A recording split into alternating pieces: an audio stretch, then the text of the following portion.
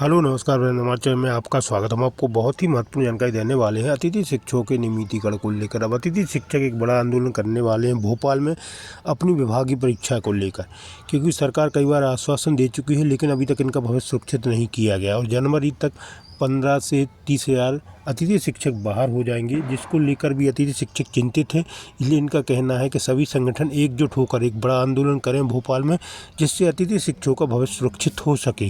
क्योंकि सभी संगठन अलग अलग डेट में आंदोलन कर रहे हैं, तो सभी से आग्रह किया कि सभी संगठनों को एकजुट होना पड़ेगा, तभी अतिथि शिक्षकों का भविष्य सुरक्षित हो सकेगा। मैं पूरी विस्तार के संबंध में पूरी विस्तार से जानकारी देने वाला हूँ। क्या कहना है रविकांत गुप्ता जी का। वीडियो में बने रहें, वीडियो पूरा देखें, वीडियो अच्छा लगे लाइक और चैनल को सब्सक्राइब कर लें इसी अपडेट पाने के लिए। एक बार पुनः मध्य प्रदेश के जितने भी संगठन हैं लगभग जगने की स्थिति में आ रहे हैं। पिछले कुछ दिनों से हलचल मच रही है, आजाद की ओर से भी, समन्वय की ओर से भी, और सभी लोग अपनी अपनी ओर से आंदोलन की डेट दे रहे हैं। कोई बोल रहा है कि जिलों में मीटिंग करो, कोई कह रहे हैं कि भूख हड़ताल करेंगे। सवाल हमेशा वहीं अटकता है आकर के, एक ही बात अटकती है कि आखिर एक होके जब सबकी मंजिल एक है, सब लड़ना एक ही चीज के लिए लड़ रहे हैं, सबका को अतिथि हित ही चाहिए, तो क्या ऐसा रीजन है, कौन सा ऐसा स्वार्थ इन लोगों के आड़े आ रहा है कि ये एक होकर लड़ने के लिए तैयार अभी तक नहीं हो पा रहे। आज आजाद की ओर से एक पोस्ट चल रही है कि हम 2, 3, 4 अनिश्चित डेट तो दी है उनने कि 2, 3, 4 जनवरी में अनिश्चितकालीन आमरण अनशन करेंगे जिले में। वहीं हमारे संगठन समन्वय समिति के प्रदेश अध्यक्ष श्री सुनील सिंह परिहार जी के द्वारा कहा जा रहा है कि 14 तारीख मतलब कल संडे को ब्लॉक स्तर और 21 तारीख को राज्य स्तर पर मीटिंग करेंगे और इसके बाद सुझाव लेकर के आगे बढ़ेंगे। एक सुझाव लेने में पड़े हैं, एक आंदोलन की तारीख दे रहे हैं। मेरे हिसाब से अगर आप व्यक्तियों से सुझाव लेने से अच्छा यह है कि पहले सबसे पहले तो सभी संगठन एक हो जाए।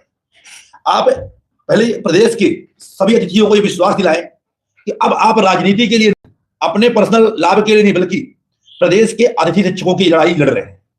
अभी तक होता क्या आया है, श्रेय की होड़ में स्वार्थपन को देखते हुए हमेशा अलग अलग भगते हैं, और अभी भी वही हो रहा है। अभी भी इतना कुछ होने के बाद आज जो अतिथि शिक्षक हैं गर्द में पहुंच चुके हैं। लगभग पूरे प्रदेश में हाहाकार मची हुई है, और आने वाले समय में अगले सत्र में मध्य प्रदेश में स्कूलें मर्ज हो रही हैं। लगभग 20,000 स्कूल मर्ज करने की तैयारी चल रही है। अकेला भोपाल जिले में 346 स्कूलें बंद हो रही हैं, सोच लीजिए। और जबरदस्ती आदेश निकाल के स्कूल बंद करने के निर्देश दे दिए गए हैं। 346 स्कूल भोपाल में, यानी कि 50 जिले पूरे मध्य प्रदेश में हैं, 55 जिले मध्य प्रदेश में हैं, और हर जिले का अगर औसत आप लेकर 300 तो 15,000 से अधिक स्कूलें अगले सत्र में बंद हो जाएंगी। जिनको बंद मतलब जो उनके नजदीकी सीएम राइज संदीपनी विद्यालय हैं उनमें मर्ज कर दिए जाएंगे। वहां के जो शिक्षक हैं उनको भी उन्हीं संबंधित स्कूलों में मर्ज किया जाएगा, या वहां के जो आसपास की स्कूलें हैं वहां पे उनको मर्ज किया जाएगा। समझिए 15,000 स्कूलें बंद होंगी तो नुकसान किसका, कितने अतिथि शिक्षक स्कूलों से बाहर होंगे। वहीं वर्ग 2 की भर्ती आ रही है, वर्ग 2 के रिजल्ट जारी हो चुके हैं, वर्ग 2 के वेरिफिकेशन हो चुके हैं। वर्ग 2 की जहां तक लिस्ट लास्ट जनवरी तक में डीपीआई की ओर से जारी कर दी जाएगी, ट्राइबल और एजुकेशन की। और जब लिस्ट जारी होगी तो क्या होगा, लगभग 7 से 8,000 अतिथि शिक्षक वर्ग 2 में बाहर हो जाएंगे।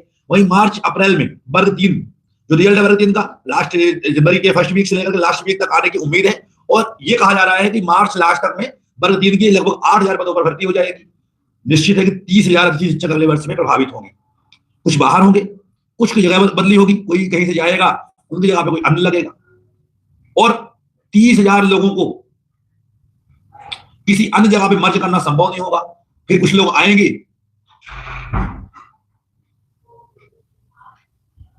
कहेंगे कि हम यहां मर्ज करा देंगे, हम तो ऐसा करा देंगे, दूसरा संगठन वाले आएंगे हम ये करा देंगे, और एकाध आंदोलन करेंगे और इसका बिल में जाके वापस से घुस जाएंगे। मैं तो सीधी बात बोलता हूं, क्योंकि मैंने जहां तक देखा है प्रदेश में पिछले 1 साल से हाल हुई है, आंदोलन करो, लोगों को बुलाओ, भीड़ इकट्ठा करो, नेता बनो, और इसके बाद चुपचाप जाके अपने काम में लग जाओ। 4-6 महीने के लिए शांत हो जाओ, प्रदेश में क्या हो रहा है, क्या कौन परेशान है, कौन परेशान नहीं है, किसी को किसी कोई मतलब नहीं है। और इसके बाद फिर निकलो 4 महीने बाद और एक डेट निकाल दो, बिना कोई बात किए, बिना कोई तैयारी किए, बिना किसी प्लानिंग के डेट दे दो, भैया ये लो इस तारीख को हम आंदोलन कर रहे हैं।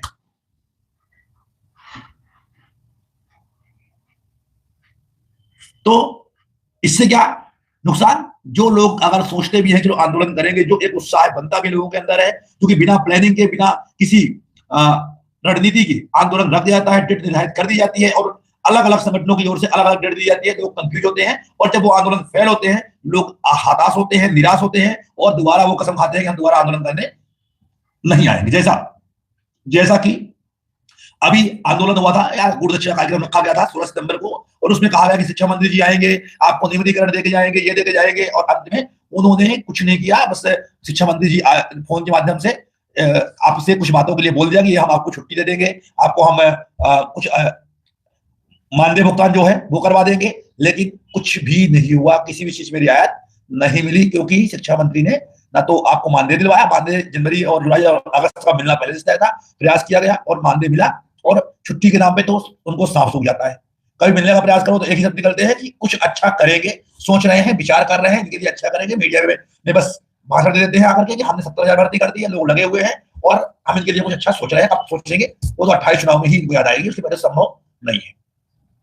तो उम्मीद है कि अभी भी अगर अन्य संगठन या जो भी है अलग अलग भाग रहे हैं, जल्द ही एक हो जाएंगे, और अगर एक नहीं होते तो फिर सिंपल सा एक रास्ता है कि जैसे चल रहा है चलने दो, और चूंकि साथी हमारे बर्बाद हो रहे हैं, किसी को कोई फर्क नहीं पड़ रहा है। चलिए, वर्तमान में अनुभव की परीक्षा चल रही है, जिनके भी ऑनलाइन ऑफलाइन से ऑनलाइन नहीं हुआ था, हम बार बार रिक्वेस्ट माध्यम से कर रहे थे कि पूर्व में जो आदेश हुए थे केवल उन लोगों के अनुभव बनाए गए थे जो लोग पात्रता परीक्षा उत्तीर्ण थे। वर्तमान में आप लोग जिनके ऑफलाइन थे वो 2011-12 से 2018 तक का अपना ऑनलाइन करवा सकते हैं। जिनके बिल वाउचर नहीं मिल पा रहे हैं वो अपनी जानकारी हमें उपलब्ध करवाए, उनको हम बिल वाउचर उपलब्ध करवा देंगे। और जिन लोगों के अनुभव 2018 के बाद नहीं बने थे और उनके अनुभव भी बन जाएंगे, सभी लोग अपने संकुल प्रचार से संपर्क करें, स्कूल में संपर्क करें, और अनुभव 15 दिसंबर यानी कल परसों सोमवार को लास्ट डेट है, उसके पहले अपने अनुभव को अपलोड करवा ले। फिर भी अगर कहीं दिक्कत आएगी तो डेट बढ़ाने का प्रयास करेंगे, पर प्रयास यही करें कि 15 तारीख तक सबका जो भी जिनको भी समस्याएं हैं उन समस्याओं का समाधान करवा ले। उम्मीद है कि आप लोग जल्दी जो भी समस्याएं हैं तो उसे कर लो। तो जो भी आपकी समस्याएं हैं, जो भी अनुभव में दिक्कत है, अपनी जानकारी मैसेज के माध्यम से मुझे व्हाट्सएप कर सकते हो। जिन जगहों पर रिक्त पद अपडेट नहीं हो पाए, चॉइस फिलिंग में पद थे और लेकिन चॉइस फिलिंग के बाद किसी कारण से वो पद बंद हो गए, तो अगर ऐसी स्थिति में अगर पद खुलवाने हैं, नहीं खुल पाए हैं, तो आप लोग अपने संस्था प्रमुख से, अपने संकुल प्रचार से स्पष्ट कारण लिखवा करके कि आपको यहाँ पे पद थे और आवश्यकता है आपको, और आपके स्कूल में छात्र संख्या है, टीचर उपलब्ध नहीं है, वहां पे आवश्यकता है टीचर की है, तो वहां पे पद खुलवाने का प्रयास किया जाएगा और मेरे पद वो खुल भी जाएंगे। जहां पे पद बंद हो गए हैं, पद संख्या अधिक है, छात्र संख्या अच्छी खासी है, लेकिन पद बंद कर दिए गए हैं, वो लोग भी, उन लोगों के पद भी अभी लगभग 40 पद ऐसे हैं जो 0 पद थे, जहां पे पद खत्म कर दिए गए थे, लेकिन अभी प्रयास किया गया और 40 पदों को उन्हें एजुकेशन पोर्टल पर, जो शिक्षकों का पोर्टल है उसमें, और इसके बाद अतिथि शिक्षक पोर्टल पर उन पदों को खुलवाया गया है। तो जहां पे 0 पद है तो इसकी प्रोसेस में मैं आपको अलग से वीडियो बना के भी डाल दूंगा, लेकिन अगर आप भी इसमें भी सुन लीजिए कि आप लोग अपने संकुल प्रचार से लिखवाएंगे और उसके बाद आप अपने डीओ के माध्यम से उस पत्र को डीपीए भिजवाएंगे या फिर और उसकी कॉपी मुझे भेज देंगे आप, और उसमें ये ध्यान रखेंगे कि अतिथि शिक्षक शब्द का प्रयोग कहीं पे भी नहीं होना चाहिए। आपको छात्र संख्या मान से आप यहाँ किसी विषय का पद बन रहा है तो उस पद के में स्वीकृत करने के लिए, नियमित शिक्षक के लिए स्वीकृत करने हैं तो आप आवेदन करवाएंगे डीओ से डीपीआई के लिए, आपका पद 1 हफ्ते के अंदर आपके स्कूल में अपडेट हो जाएगा और इसके उपरांत आपके जीएफएस पोर्टल पर भी वो पद खुल जाएंगे।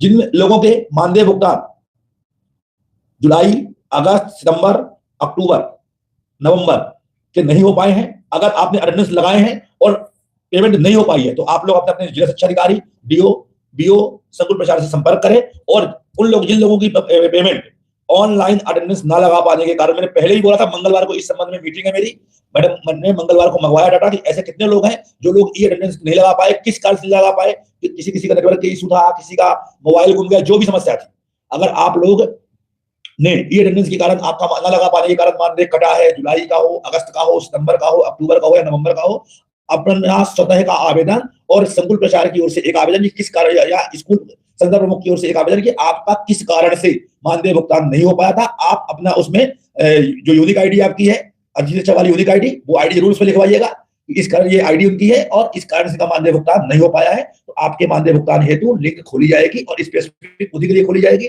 जिनके ई अटेंडेंस किसी कारण से नहीं लग पाए। ऐसे लोगों के लिए नहीं खुलेगी कि जो स्कूल भी नहीं आए हैं और अटेंडेंस नहीं लगा पाए हैं, अगर स्कूल नहीं आया तो अटेंडेंस लगेगी नहीं। तो जिन लोगों ने एक्चुअली में स्कूल में काम किया है, रजिस्टर की फोटो, अपने प्रिंसिपल में प्रमाणीकरण और अपनी यूनिक आईडी उसमें अनिवार्य रूप से लिखवाए और एक आवेदन अपनी ओर से बना के पीडीएफ फाइल में सिंगल व्हाट्सएप कर दे। आप लोगों का मानदेय भुगतान करवाने की प्रक्रिया हो जाएगी। इस बारे में कहा गया है कि जिन लोगों के मानदेय भुगतान नहीं हुए सितंबर, अक्टूबर, नवंबर विशेष तौर पर, क्योंकि आपका अगस्त तक का तो मानदेय लगभग सभी लोगों का होने की स्थिति में है, तो जिन लोगों के अगस्त तक के मानदेय हो गए, नहीं हो पाए सप्लीमेंट्री वालों के, वो लोग जानकारी भेज दें। सप्लीमेंट्री बिल नहीं लग पाए किसी कारण से, उनके बिल लग जाएंगे। और जिन लोगों के किसी कारण से अटेंडेंस सितंबर, अक्टूबर, नवंबर में नहीं लगी है और मानदेय भुगतान नहीं हो पा रहा है, तो आप लोग अपनी जानकारी बना के भेज दें, ताकि साथियों अब सत्र समाप्ति की ओर चल रहा है। लगभग दिसंबर निकलने वाला है, दिसंबर का जनवरी, फरवरी में ये सत्र समाप्त हो जाएगा।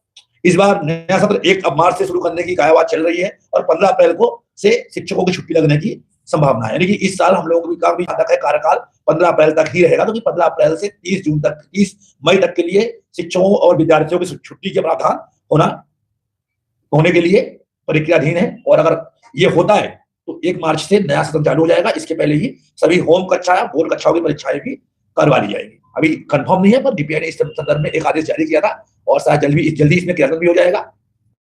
तो उम्मीद है कि अगले वर्ष से परेशान होने से अच्छा है इस बार हम लोग एक लड़ाई जोरदार लड़े। उसके पहले सभी संगठन एक हो जाए, सबकी राय एक हो जाए और सभी संगठनों को खत्म करते हुए जल्द से जल्द एक कोर कमेटी का निर्माण हो जाए। सबके लिए अच्छा होगा। अगले